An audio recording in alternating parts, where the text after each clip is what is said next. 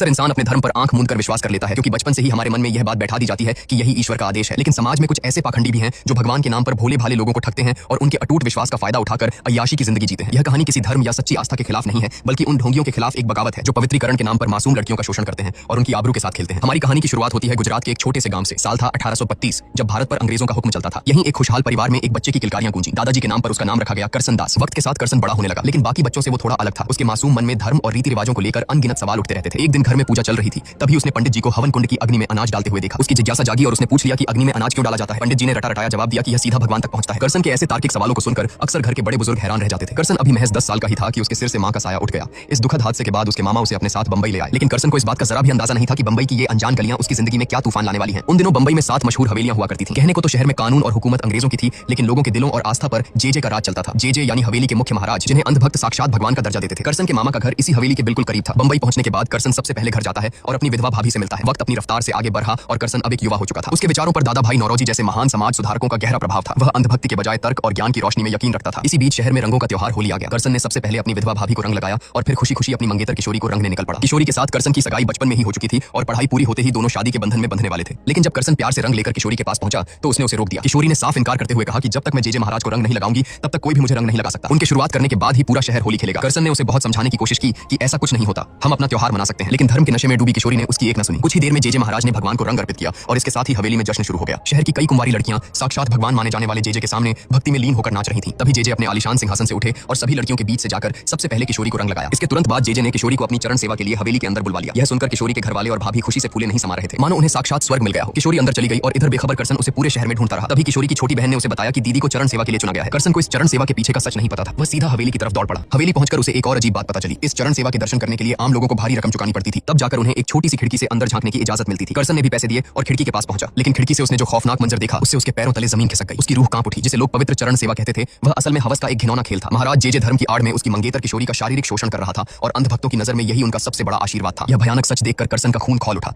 वह पहरेदारों को धक्का देते हुए सीधे उस कमरे में घुस गया। उसके ऐसा करते ही बाहर खड़े अंधभक्तों में हाहाकार मच गया। लोग चिल्लाने लगे कि करसन ने भगवान के काम में विघ्न डाला है और उसे घोर पाप लगेगा। करसन ने गुस्से से गरजते हुए सबको वहां से चले जाने को कहा। उसने टूटे हुए दिल से किशोरी से पूछा कि चरण सेवा के नाम पर तुम ये क्या कर रही हो, लेकिन जो जवाब किशोरी ने दिया उसने करसन को अंदर तक तोड़ दिया। धर्म के नशे में पूरी तरह से अंधी हो चुकी किशोरी ने बड़े शांत और प्यार भरे लहजे में कहा कि यह चरण सेवा है, तुम यहाँ से चले जाओ, मैं थोड़ी देर में घर वापस आ जाऊंगी। यह सुनकर करसन बेबस और सुन्न रह गया। वह भारी गुस्से और हताशा के साथ वहां से लौट आया। घर पहुंचकर वह फूट फूट कर रोया। उसके आंसू सिर्फ अपने प्यार के छिन जाने के नहीं थे, बल्कि समाज की इस अंधी आस्था और धर्म के नाम पर हो रहे इस जघन्य अपराध की बेबसी के भी थे। अगली सुबह जब किशोरी करसन से मिलने आई तो उसके चेहरे पर थोड़ी शर्मिंदगी थी। उसने करसन से माफी मांगी, लेकिन फिर उसी अंधभक्ति में डूबकर कहा कि इसमें गलत क्या है, यह तो बरसों से चली आ रही एक पवित्र प्रथा है। हवेली की हर स्त्री को एक ना एक दिन भगवान की चरण सेवा के लिए जाना ही होता है। यह सुनकर करसन के सब्र का बांध टूट गया। वह गुस्से से भड़क उठा और बोला कि अपने होने वाले पति को धोखा देकर किसी और गैर मर्द को अपना शरीर सौंपना कोई प्रथा नहीं बल्कि घोर पाप और व्यभिचार है। करसन ने उसी पल किशोरी से अपना रिश्ता हमेशा के लिए खत्म कर दिया। सगाई तोड़कर वह भारी मन और गुस्से के साथ वहां से चला गया। करसन के जाने से किशोरी टूट गई और रोते हुए सीधे महाराज जेजे के पास हवेली जा पहुंची। उसने जेजे को बताया कि करसन ने सगाई तोड़ दी है। जेजे ने एक शातिर भेड़िए की तरह उसे पुचकारा और बड़ी चालाकी से कहा कि इसमें रोने वाली क्या बात है, ये सब तो दुनियादारी है। आज से तुम कोई आम सेविका नहीं बल्कि मेरी सबसे खास और सबसे प्यारी दासी हो। जेजे के इन मीठे शब्दों ने किशोरी के दिमाग पर एक गहरा नशा कर दिया। वह अपनी सारी चिंताएं भूलकर वहीं गहरी नींद में सो गई। कुछ घंटों बाद जब उसकी आंख खुली तो जेजे कमरे में नहीं था। बाहर दासियों से पूछने पर पता चला कि महाराज शाम की आरती के लिए गए हैं। किशोरी हवेली के आंगन में यूं ही टहलने लगी। तभी अचानक एक बंद कमरे के बाहर उसे जेजे की चरण पादुका नजर आई। वह जैसे ही दरवाजे के पास पहुंची उसे अंदर से जेजे की आवाज सुनाई दी। जेजे हूबहू वही रटे रटाए शब्द किसी और से कह रहा था कि आज से तुम जेजे की सबसे खास हो। यह सुनकर किशोरी के पैरों तले जमीन खिसक गई। उसे अपने कानों पर यकीन नहीं हुआ। उसने कांपते हाथों से दरवाजे की दरार से अंदर झांका और सामने जो मंजर था उसने किशोरी की रूह कपा दी। अंदर जेजे के साथ कोई और नहीं बल्कि उसकी अपनी सगी छोटी बहन देवी थी। उस एक पल में किशोरी की आंखों पर पड़ा अंधभक्ति का मोटा पर्दा हमेशा के लिए फट गया। उसे यह समझते देर न लगी कि भगवान का चोला ओढ़े यह इंसान दरअसल एक हवसी दरिंदा है जो न जाने कितनी मासूम लड़कियों को इसी खास होने का झांसा देकर उनकी इज्जत लूटता है। किशोरी तमतमाते हुए कमरे में घुसी। उसने अपनी बहन देवी का हाथ पकड़ा और उसे खींचकर एक जोरदार तमाचा जड़ दिया। वहां से निकलते हुए उसने नफरत भरी नजरों से जेजे को देखा और कहा कि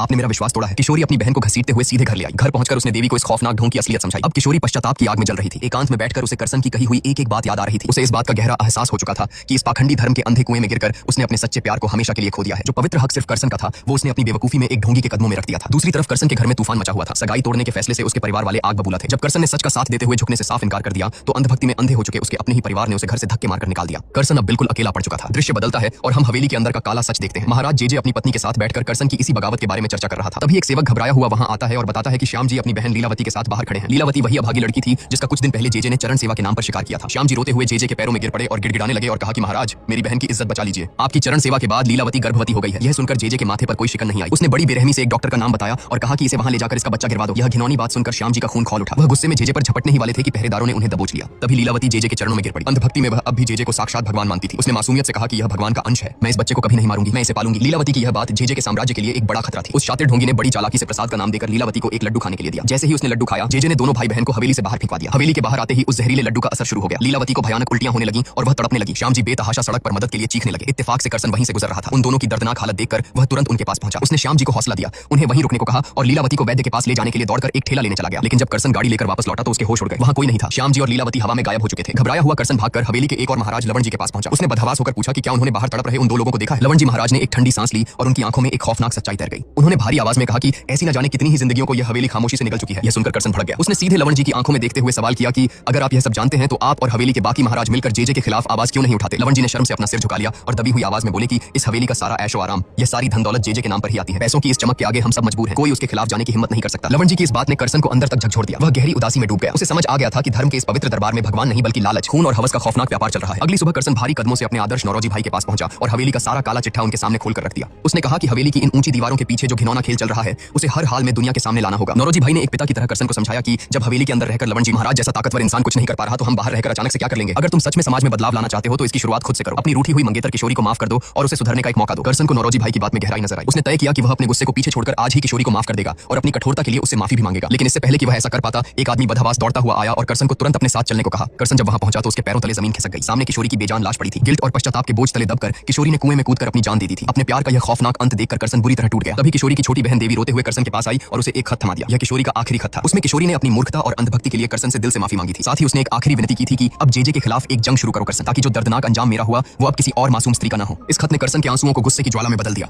वह सीधा जेजे की हवेली में जा धमका। उसने बिना किसी खौफ के जेजे की आंखों में आंखें डालकर चेतावनी दी कि अब जंग का ऐलान हो चुका है। मैं तुम्हारा यह भगवान का मुखौटा नोचकर तुम्हारा असली और घिनौना चेहरा पूरी दुनिया के सामने लाकर रहूंगा। अगले ही दिन करसन ने जेजे के काले कारनामों पर एक तीखा लेख लिखा और उसे नौरोजी भाई को अपने अखबार में छापने के लिए दिया। लेकिन नौरोजी भाई ने मजबूरी जताते हुए मना कर दिया। लेख में सीधा निशाना जेजे पर था और उनके अखबार के ज्यादातर पाठक वैष्णव समाज के थे जो अपने भगवान के खिलाफ इतना बड़ा इल्जाम कभी बर्दाश्त नहीं कर पाते। सेठ गोकुलदास और सोहराब जी ने भी इस डर का समर्थन किया। अपनों का साथ छूटने के बाद भी करसन पीछे नहीं हटा। उसने एक ऐतिहासिक फैसला लिया कि वह अब किसी और के अखबार का मोहताज नहीं रहेगा बल्कि अपनी खुद की पत्रिका निकालेगा। उसने इस पत्रिका का नाम रखा सत्य प्रकाश। रात का अंधेरा घिराया था। सत्य प्रकाश का पहला क्रांतिकारी अंक छपकर तैयार था। करसन का वफादार साथी नानू भाई सारी प्रतियां लेकर गाड़ी में निकला। लेकिन जेजे के जासूसों को इसकी भनक लग चुकी थी। सुनसान रास्ते में जेजे के गुंडों ने नानू भाई को घेर लिया और सच की आवाज को दबाने के लिए सत्य प्रकाश की सारी प्रतियां बीच सड़क पर जलाकर राख कर दी। जब आधी जली हुई पत्रिकाओं की राख जेजे के सामने पहुंची तो उसका घमंड और गुस्सा सातवें आसमान पर पहुंच गया। करसन की इस जुर्रत का बदला लेने के लिए उसने एक क्रूर आदेश जारी कर दिया कि कल से हवेली के दरवाजे पूरी तरह बंद रहेंगे। न सुबह की मंगल आरती होगी और न ही शाम की। लवण जी महाराज ने घबराकर जेजे को समझाया कि ऐसा अनर्थ मत कीजिए। शहर के हजारों भक्त मंगल दर्शन किए बिना अन्न का एक निवाला भी गले से नीचे नहीं उतारते हैं। लेकिन जेजे के चेहरे पर एक शैतानी मुस्कान आ गई। यही तो उसकी चाल थी। वह चाहता था कि जब अंधभक्तों की भूख और आस्था तड़पेगी तो वे खुद करसन को घसीटते हुए लाएंगे और जेजे के कदमों में नाक रगड़कर माफी मांगने पर मजबूर कर देंगे। अगली सुबह हवेली के मुख्य द्वार पर एक फरमान टांग दिया गया कि जब तक करसन दास महाराज जेजे से माफी नहीं मांगता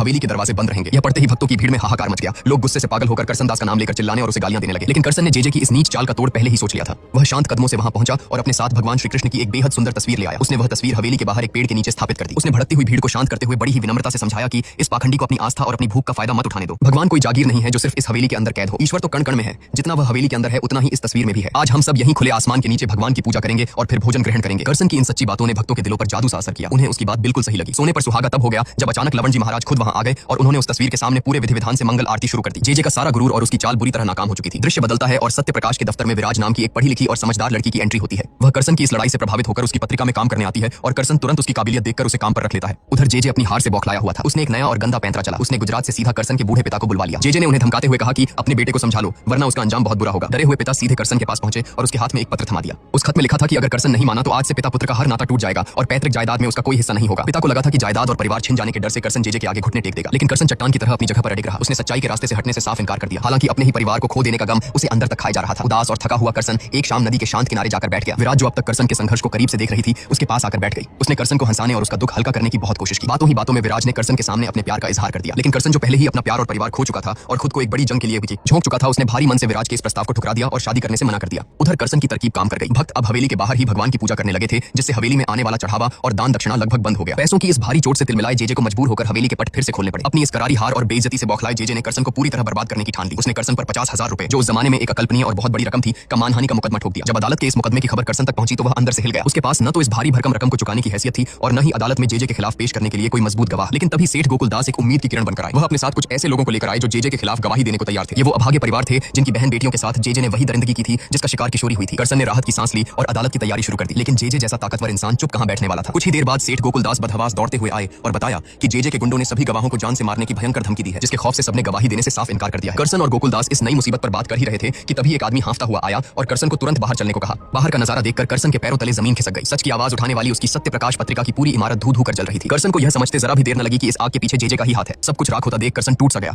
लेकिन पास खड़ी विराज ने उसे हौसला दिया और उसे बिखरने से बचा लिया। तभी एक अनजान आदमी चुपके से करसन के पास आया और बोला कि उसे जेजे की पत्नी ने तुरंत मिलने बुलाया है। जब करसन हवेली में जेजे की पत्नी से मिला तो उन्होंने उसे एक गुप्त पते की पर्ची दी और कहा कि इस पते पर जाओ, वहां तुम्हें तुम्हारी लड़ाई के सबसे पक्के गवाह मिल जाएंगे। करसन बिना वक्त गवाए उस पते पर पहुंचा। दरवाजा खुलते ही उसके होश उड़ गए। सामने कोई और नहीं बल्कि श्याम जी और उनकी बहन लीलावती खड़े थे। करसन तो यही मान चुका था कि उस दिन जहरीले लड्डू से लीलावती की मौत हो चुकी है। तब श्याम जी ने उस दिन का पूरा सच बताया कि जब करसन वैद्य को लाने के लिए गाड़ी लेने गया था तब जेजे की पत्नी ने चुपके से उन्हें हवेली के अंदर बुलवा लिया था। उन्होंने लीलावती को अदरक का गाढ़ा पानी पिलाकर तुरंत उल्टियां करवाई, जिससे शरीर का सारा जहर बाहर निकल गया और उसकी जान बच गई। श्याम जी ने करसन का हाथ पकड़कर दृढ़ता से कहा कि वे दोनों जेजे के खिलाफ अदालत में गवाही देंगे। अब करसन को पूरी बात समझ आ गई थी। जेजे के पापों का घड़ा इतना भर चुका था कि उसकी अपनी पत्नी भी उसे तंग आ चुकी थी और वह खुद चाहती थी कि जेजे यह केस हार जाए ताकि उसका घमंड चूर चूर हो। इस सच ने करसन की रगों में एक नई आग भर दी। उसने राख हो चुकी सत्य प्रकाश की इमारत को फिर से खड़ा करवाया और अदालत में जेजे को धूल चटाने के लिए पूरी तरह से अपनी कमर कस ली। उधर अपनी हार को सामने देख जेजे तिल मिला गया। जब उसे भनक लगी कि लीलावती करसन की मुख्य गवाह है तो उसने एक और नीच चाल चली। उसने रातों रात लीलावती का अपहरण करवा लिया और जबरन अपनी हवेली के एक मामूली सेवक से उसकी शादी करवा दी। जेजे की यह खौफनाक योजना थी कि अदालत में यह साबित कर दिया जाए कि लीलावती के पेट में पल रहा बच्चा जेजे का नहीं बल्कि उस सेवक का है। आखिरकार अदालत में उस ऐतिहासिक मुकदमे का दिन आ ही गया। कोर्ट के बाहर जेजे के हजारों अंधभक्तों का समंदर उमड़ पड़ा था जो अपने भगवान के समर्थन में नारे लगा रहे थे, लेकिन इन डरावनी आवाजों से करसन जरा भी नहीं घबराया। वह चट्टान की तरह सच के साथ खड़ा था। अदालत की कार्यवाही शुरू हुई। करसन के वकील ने सबसे पहले जेजे के निजी डॉक्टर रामकृष्ण को कटघरे में बुलाया। डॉक्टर ने एक ऐसा सच उगला जिससे पूरे कोर्ट रूम में सन्नाटा छा गया। उसने बताया कि जेजे को चांदी का रोग है जो केवल उन लोगों को होता है जो कई स्त्रियों के साथ शारीरिक संबंध बनाते हैं। जेजे शातिर था। उसने तुरंत अपनी बात घुमाते हुए जज से कहा कि शायद डॉक्टर को सुनने में गलती हुई है, मैंने चांदी का रोग नहीं बल्कि चंदा का रोग कहा था। जेजे मुस्कुराया। उसे लगा कि वह अपनी इस चालाकी से बच निकलेगा, लेकिन डॉक्टर भी अपनी बात पर अड़ गया। उसने अदालत से गुजारिश की कि किसी और मेडिकल एक्सपर्ट को बुलाकर जेजे की जांच करवाई जाए ताकि दूध का दूध और पानी का पानी हो सके। जेजे का गुरूर अब टूटने लगा था। इसके बाद गवाही के लिए जेजे के उसी सेवक को बुलाया गया। वकील ने सीधा सवाल किया कि क्या लीलावती तुम्हारी पत्नी है? सेवक ने रटा रटाया जवाब देते हुए कहा कि हाँ, वह मेरी पत्नी है और उसके पेट में पल रहा बच्चा भी मेरा ही है। वकील के चेहरे पर एक व्यंग्यात्मक मुस्कान आ गई। उसने तुरंत पलटवार किया और कहा कि मैंने तो तुमसे बच्चे के बारे में पूछा ही नहीं था, तुमने खुद ही क्यों सफाई दी? घबराहट में सेवक अपनी ही बुनी हुई चाल में बुरी तरह फंस गया। इसके बाद वकील ने अदालत के सामने साबित कर दिया कि यह बच्चा जेजे का ही है और अपने पाप को छुपाने के लिए कल रात ही लीलावती की जबरन शादी इस सेवक से करवाई गई थी। अपनी इतनी भयानक बेइज्जती देखकर जेजे बौखला गया। उसने अदालत को ही धमकी दे डाली कि बाहर खड़ी हजारों की भीड़ अपने भगवान का यह अपमान कभी बर्दाश्त नहीं करेगी। अब आखिरी गवाही के लिए खुद करसन दास कटघरे में आया। उसने अदालत में बैठे हर इंसान की आंखों में देखते हुए एक बेहद कड़वा लेकिन सच्चा भाषण दिया। उसने कहा कि धर्म और चरण सेवा के नाम पर यह सीधा सीधा शोषण है। एक पत्नी पर सबसे पहला और पवित्र अधिकार उसके पति का होता है, तो फिर यह समाज ऐसा क्यों मानता है कि शादी के बाद एक औरत को सबसे पहले यह पाखंडी महाराज छुएगा? जेजे को पूरा यकीन था कि करसन की इस बगावत का साथ कोई नहीं देगा, लेकिन तभी पीछे से एक औरत की बुलंद आवाज गूंजी। सबने मुड़कर देखा। वह करसन की विधवा भाभी थी जिसने सदियों से दबी हुई अपनी आवाज आखिरकार उठा ली थी। उसे देखकर अदालत में बैठी अन्य महिलाएं भी अपनी सीट से उठी और करसन के समर्थन में खड़ी हो गईं। यह औरतों की उस अंधी गुलामी से आजादी का ऐलान था। जेजे यह मुकदमा बुरी तरह हार गया। करसन पर लगा 50,000 का मानहानि का दावा भी कोर्ट ने खारिज कर दिया। जब जेजे भारी कदमों से अदालत के बाहर निकला तो उसे लगा कि उसकी भीड़ उसका स्वागत करेगी, लेकिन बाहर का नजारा बदल चुका था। कोर्ट के फैसले ने अंधभक्तों की आंखों पर बंधी पट्टी खोल दी थी। जो भीड़ कुछ देर पहले उसके लिए जान देने को तैयार थी, अब वह उसे घृणा और नफरत की दृष्टि से देख रही थी। जेजे का कोई भी भक्त अब उसके साथ नहीं खड़ा था। धर्म के नाम पर उसका काला साम्राज्य हमेशा के लिए ढह चुका था। यह कहानी हमें यह सिखाती है कि इंसान का अंधविश्वास ही उसकी सबसे बड़ी कमजोरी बन सकता है। धर्म का असली उद्देश्य इंसानियत, भलाई और सच्चाई है, न कि किसी के शोषण और हवस को सही ठहराना। जब एक समाज सवाल पूछना छोड़ देता है तो पाखंड और अन्याय को ही ताकत मिलती है। इसलिए सही वक्त पर सही सवाल उठाना ही सबसे बड़ा धर्म है।